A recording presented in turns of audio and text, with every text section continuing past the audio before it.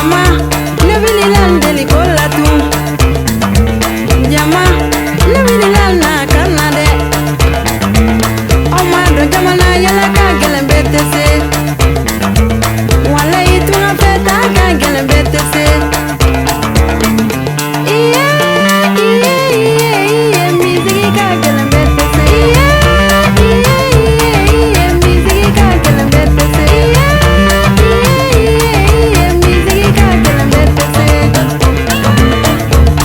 Bonjour Awa Bokar Vital.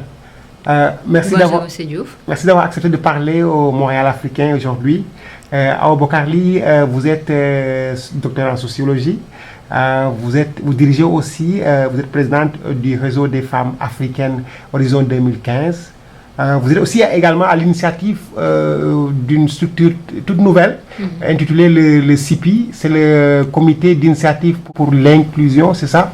En vue des élections. Aujourd'hui, dans le cadre de 5 minutes pour convaincre, on est venu vers vous pour une question essentielle liée aux élections, à la campagne électorale.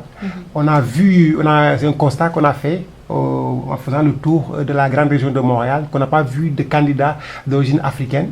Et puis, ça pose la question pour nous de l'implication des Africains, des Québécois, Canadiens d'origine africaine. Et puis, la question, c'est de savoir, Madame Tal, qu'est-ce qui fait que les Africains ne prennent pas leur place dans la société québécoise? Merci, M. Diouf, de m'inviter au Montréal africain, une fois de plus. Qu'est-ce qui fait que les Africains ne prennent pas leur place ou qu'est-ce qui fait qu'on ne donne pas leur place aux Africains? Vous avez dit, je vous avais parlé justement de ce comité que j'ai créé et il est né d'une réaction parce que j'ai écouté la campagne électorale qui a débuté le 1er août et 10 jours après, on n'avait pas parlé ni d'immigration ni des immigrants, en particulier des immigrants africains. Pourtant, il y a eu au mois de mai, donc très récemment, une structure, et non des moindres, c'est-à-dire la Commission des droits de la personne et des droits de la jeunesse, qui, à travers une étude sur l'inclusion à l'embauche, a montré qu'il est extrêmement difficile pour les communautés des Africains du Nord, des Latinos, les Sud-Africains et les Subsahariens d'avoir du boulot. Comme il disait de façon très imagée, il vaut mieux s'appeler Bélanger ou Morin pour chercher du travail dans l'île de Montréal plutôt que de s'appeler Traoré, Benside ou Salazar. Et cette même étude montrait que ceux qui étaient encore les plus discriminés par rapport à cette cohorte de discriminés, c'était les Noirs africains. Alors, on ne parle pas, donc ce que vous avez fait aussi confirme, puisque vous avez fait le tour de Montréal, les pancartes et tout ça, vous n'avez vu nulle part une pancarte d'un candidat d'origine ou d'ascendance africaine.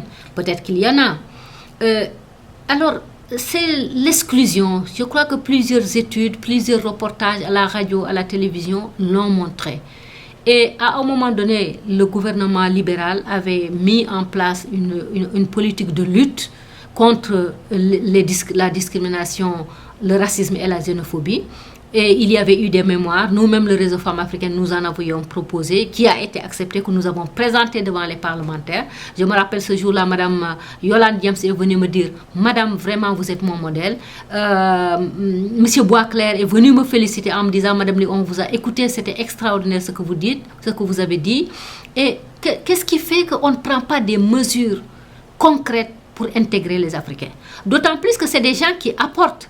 C'est des gens qui apportent au niveau économique, c'est des gens qui apportent au niveau démographique, c'est des gens qui apportent au niveau, on les intègre malheureusement pas politiquement, mais c'est des gens qui renforcent, qui parlent le français, donc qui renforcent l'identité québécoise en sauvegardant le français. Alors, parler d'identité québécoise devrait être, puisque c'est la base c'est le français, une identité inclusive de tous ceux qui parlent français. Et dans ce cas, les Africains qui ont également hautement diplômés, parce que c'est ça le scandale, M. Diouf. Oui, Dr Tal, est-ce que les Africains ont une part de responsabilité par rapport à cette situation-là, les Africains eux-mêmes? Je ne sais pas quelle est la situation, M. Diouf. Ce que je sais, c'est que ces Africains sont venus avec la bonne volonté de s'intégrer au Québec. Ils sont venus avec des atouts énormes. Ils sont venus avec des diplômes. Ils sont venus parlant excellemment bien le français. Ils sont venus sérieux. C'est des gens qui ne se mettent pas ni dans le terrorisme, ni dans la drogue et tout ça.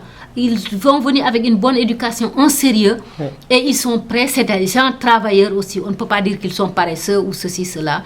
Moi, vraiment, ce que je vois, c'est une volonté de faire. Ils créent des entreprises. Malheureusement, ils n'ont ni subvention, ils n'ont ni reconnaissance. Et je pense que la principale responsabilité, c'est mon avis, c'est mon humble avis, c'est vraiment les décideurs politiques et les politiques de non-intégration des Africains. Et je pense que ça doit cesser parce que c'est de la discrimination. Pour créer une société québécoise inclusive, égalitaire et juste, il faudrait intégrer les Africains parce qu'ils apportent beaucoup au Québec, en particulier la sauvegarde de l'identité québécoise. Eh bien, au revoir. Madame Awali, merci beaucoup. Merci. Merci, au revoir. Au revoir.